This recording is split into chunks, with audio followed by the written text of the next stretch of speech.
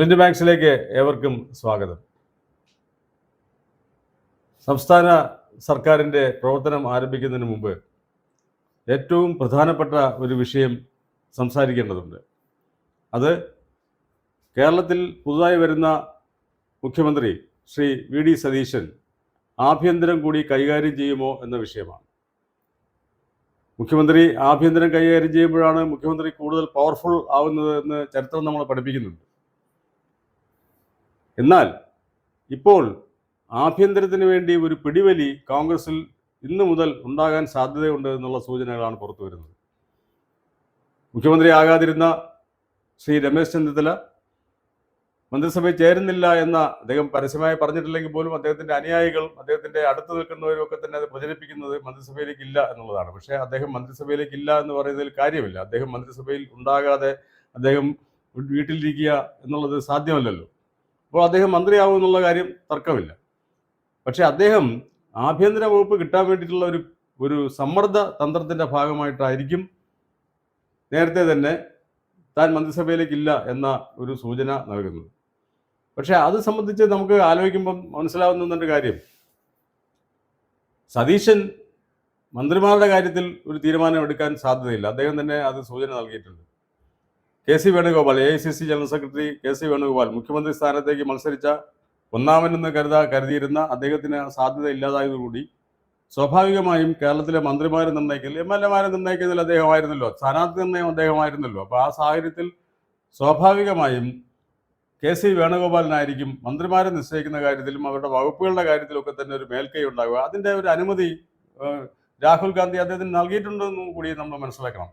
അപ്പോൾ ആ നിലയ്ക്ക് കെ സിക്ക് അത് വിട്ടുകൊടുക്കുമ്പോൾ വി ഡി സതീശൻ അങ്ങനെ കണ്ണുടച്ചിട്ട് വെറും മുഖ്യമന്ത്രി പദത്തിലിരിക്കാൻ സാധ്യതയുള്ള ഒരാളല്ല നമുക്കറിയാം. അദ്ദേഹം നിലപാടുകളുള്ള ആളാണ്. ആ നിലപാടുകൾ മുന്നോട്ട് കൊണ്ടുപോകണമെങ്കിൽ, നടപ്പാക്കണമെങ്കിൽ, അല്ലെങ്കിൽ അദ്ദേഹത്തിന് തിളക്കമാർന്ന ഒരു ഭരണം കാഴ്ചവെക്കണമെങ്കിൽ തന്നെ ആഭ്യന്തര വകുപ്പ് നിർബന്ധമായി ഉണ്ടായിരിക്കേണ്ടതുണ്ട്.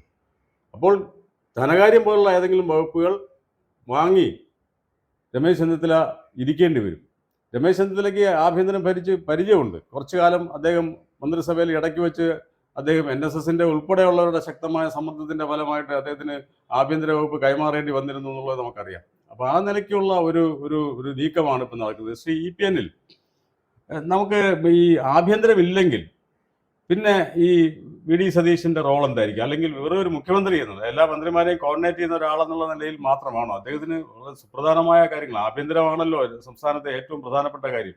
ഒരു ഗവൺമെൻറ് തിളക്കം വർദ്ധിപ്പിക്കാനും തിളക്കം ഇല്ലാതാക്കാനും ഗവൺമെന്റിനെ പരാജയപ്പെടുത്താനും എല്ലാം തന്നെ ആഭ്യന്തര വകുപ്പിന്റെ കയ്യിലാണ് അതിന്റെ ചുക്കാനിരിക്കുന്നത്. അപ്പൊ ആ നിലയ്ക്ക് എങ്ങനെയാണ് കാണുന്നത്? തീർച്ചയായും മുഖ്യമന്ത്രിയെ പാർട്ടി ചുമതലപ്പെടുത്തുന്നത് ക്യാബിനറ്റ് ഉണ്ടാക്കാനും അനുബന്ധ സംവിധാനങ്ങൾക്കൊക്കെയാണെന്ന് പറയുമ്പോഴും ഈ ക്യാബിനറ്റിൽ ആര് വേണമെന്ന് ഔദ്യോഗികമായി തീരുമാനിക്കുന്നത് മുഖ്യമന്ത്രിയുടെ ഒരു സ്വകാര്യ വിഷയമായിട്ടാണ് ഭരണഘടന പറയുന്നത്.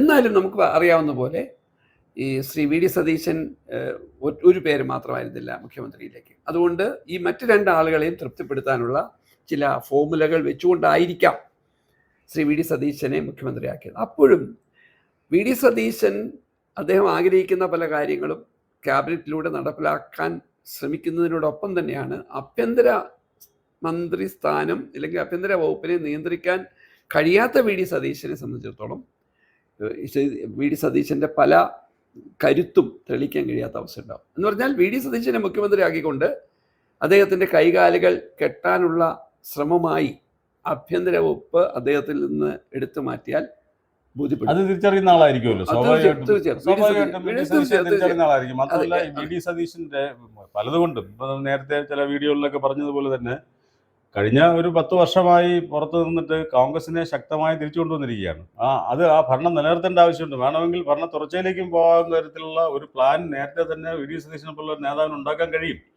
പക്ഷെ അത് വിജയിക്കണമെങ്കിൽ, അല്ലെങ്കിൽ ആ നീക്കങ്ങളും അത്തരം ശ്രമങ്ങളും എല്ലാം വിജയിക്കണമെങ്കിൽ തന്നെ എന്ത് വേണം? ആഭ്യന്തരം കയ്യിലുണ്ടാവും. പിന്നെ മാത്രമല്ല മറ്റ് പല വകുപ്പുകളും, ഏത് വകുപ്പുകളായാലും എല്ലാം സീനിയറായുള്ള ആളുകളാണ് ജയിച്ചു വന്നിരിക്കുന്നത്. സീനിയറായുള്ള ആളുകൾ നല്ലൊരു മന്ത്രി നിരയായിരിക്കും ഉണ്ടാവാൻ പോകുന്നത്. കാരണം പരിചയസമ്പന്നരായ ആളുകളാണ്. ഇത്ര ആളുകൾ പരിചയസമ്പന്നരാണ്. അപ്പൊ അതെല്ലാം അവർ നല്ല മികച്ച ഭരണകർത്താക്കളും തെളിയിച്ചുള്ളവർ കൂടിയാണ്. മാത്രമല്ല ഇതിനകത്തൊരു മേൽക്കൈ വരുന്നത്, ഇപ്പൊ ഉദാഹരണം വിജിലൻസ് അതെ. വിജിലൻസ് ഇരിക്കുന്നു. വിജിലൻസ് ആഭ്യന്തര വകുപ്പിന്റെ കീഴിൽ വരുന്നതാണ്. അതെ. വിജിലൻസ് എന്ന് പറയുന്നതാണ് ഇവിടെ വാസ്തവത്തിൽ എന്താണ് അഴിമതി നടത്താതിരിക്കാനും അഴിമതി എവിടെയെങ്കിലും നടക്കുന്നുണ്ടെങ്കിൽ അത് കണ്ടുപിടിക്കാനും ഒക്കെ തന്നെ ഉള്ള ഒരു പ്രധാനപ്പെട്ട അതെ അതെ വകുപ്പ്. അതെ അത് മുഖ്യമന്ത്രിയുടെ കയ്യിൽ നിന്ന് പോയി കഴിഞ്ഞാൽ എന്ത് സംഭവിക്കും? അത് അഴിമതി എല്ലായിടത്തും വ്യാപകമാകും. ഇത് അഴിമതി വ്യാപകം ആർക്കാ അതിനെ അത് ബാധിക്കുക? അത് മുഖ്യമന്ത്രിയാണ് ബാധിക്കുന്നത്. മുഖ്യമന്ത്രിയാണ് ബാധിക്കുക. ഇത് പറയുമ്പോഴാണ് നോക്കൂ, കേരളത്തിൽ നോക്കൂ, വി എസ് അച്യുതാനന്ദൻ മുഖ്യമന്ത്രി ആകുമ്പോൾ ആഭ്യന്തര വകുപ്പ് പാർട്ടി ഏൽപ്പിച്ചത് ശ്രീ കോടിയേരി ബാലകൃഷ്ണനെയാണ്. എന്തായിരുന്നു സാഹചര്യം? വി എസ് അച്യുതാനന്ദന് ഏകപക്ഷീയമായ തീരുമാനങ്ങൾ എടുക്കാൻ അവസരമുണ്ടാക്കരുത് എന്ന് ശ്രീ പിണറായി വിജയനെ പോലുള്ള ആളുകൾ പാർട്ടിക്കുള്ളിൽ തീരുമാനമെടുത്തു. അത് ശ്രീ വി എസ് അച്യുതാനന്ദനെ ഒരു പരിധിവരെ തളയ്ക്കുന്നതിന്റെ ഭാഗമായിരുന്നു. അതെ അതെ അതെ. ശ്രീ എ കെ ആന്റണിയെ പോലുള്ള ചില ആളുകൾ, അദ്ദേഹത്തിന്റെ ചില പ്രത്യേക സ്വഭാവം കൊണ്ട് പലപ്പോഴും ആഭ്യന്തര വകുപ്പ് പോലെയുള്ള കാര്യങ്ങൾ അദ്ദേഹം മറ്റു ചിലർക്ക് പങ്കുവച്ചിട്ടുണ്ടാകാം. പക്ഷേ ശ്രീ ഉമ്മൻചാണ്ടി എടുക്കാം, ശ്രീ കരുണാകരനെ എടുക്കാം, ശ്രീ പിണറായി വിജയനെ എടുക്കാം.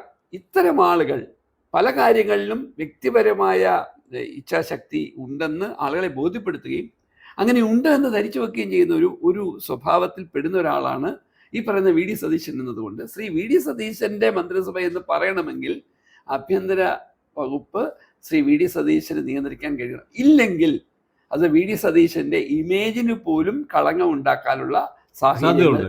അല്ല, അതുകൊണ്ട് തന്നെയാണ്. അതുകൊണ്ട് ഒരു പക്ഷേ ഇപ്പം അടുത്തൊരു തർക്കം ഈ വകുപ്പിനെ സംബന്ധിച്ചായിരിക്കും. മന്ത്രിമാരെ സംബന്ധിച്ച് തർക്കം വലുതായിട്ട് വരാൻ സാധ്യതയില്ല. കാരണം അതൊരു പല സാമുദായിക സമവാക്യങ്ങളും പ്രാദേശിക വികാരങ്ങളും എല്ലാം കണക്കിലെടുത്തുകൊണ്ടുള്ളതായിരിക്കും. അതിനെ സംബന്ധിച്ച് ഹൈക്കമാൻഡിന്റെ ഒരു നിർദ്ദേശങ്ങളും ഒക്കെ ഉണ്ടാകും. ഒരു ഗൈഡ് ലൈൻ തന്നെ ഉണ്ടാകും. അതിലൊന്നും പ്രശ്നമല്ല. പക്ഷേ ഈ ആഭ്യന്തര വകുപ്പ് എന്ന ആ ഒരു കീറാമുട്ടിയായിട്ട് കോൺഗ്രസിലേക്ക് ഇനി ഈ വരുന്ന ആളുകളിൽ വരുമോ? ഒരുപക്ഷെ 18-ാം തീയതി സത്യപ്രതിജ്ഞ കഴിഞ്ഞ് മാത്രമായിരിക്കും മന്ത്രിമാരുടെ വകുപ്പുകളൊക്കെ നിർണ്ണയിക്കുകയും വകുപ്പുകൾ കൊടുക്കുകയൊക്കെ ചെയ്യുന്നത്. അതിനു മുമ്പ് മന്ത്രിമാർ സത്യപ്രതിജ്ഞ ചെയ്യുമെന്ന് മാത്രം. ആഭ്യന്തര വകുപ്പ് ഒരു കീറാമുട്ടിയായി മാറുമോ എന്നുള്ളതാണ് നമ്മളെല്ലാവരും ഇനി നോക്കേണ്ട ഒരു പ്രധാന കാര്യം.